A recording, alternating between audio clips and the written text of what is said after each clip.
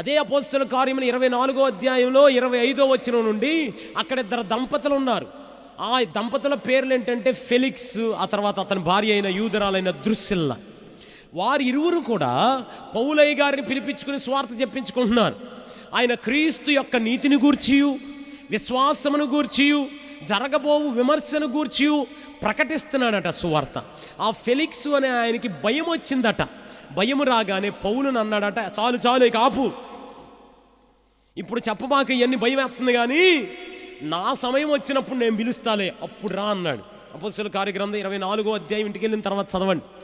ఫెలిక్స్కి ద్రుసిల్లాకి పౌలయ్య గారు స్వార్థ చెప్తుంటే వాళ్ళ హృదయాల్లో భయం వచ్చి అన్నారు, ఇప్పుడు చెప్పబాకు, మరలా ఎప్పుడన్నా వచ్చినప్పుడు మాకు సమయం ఉన్నప్పుడు పిలుస్తాము, అప్పుడు వచ్చి నువ్వు చెప్పుదు, కానీ అప్పుడు దాకా నువ్వు స్వార్థ చెప్పబాక అని చెప్పి భయపడిపోయి అప్పుడు వెంటనే లోబడకుండా పాస్ గారిని పంపించేశారు.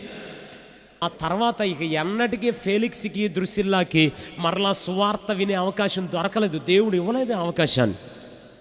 అమ్మా, సమయం ఉండగానే నేను చెప్పొచ్చేది ఏంటంటే, ఆయన మాటను మనం ఎప్పుడు వినాలి? వెంటనే లోబడిపోవాలి. 2 చేతులు పైకెత్తి దేవునికి స్తోత్రం చెప్పండి. హల్లెలూయా.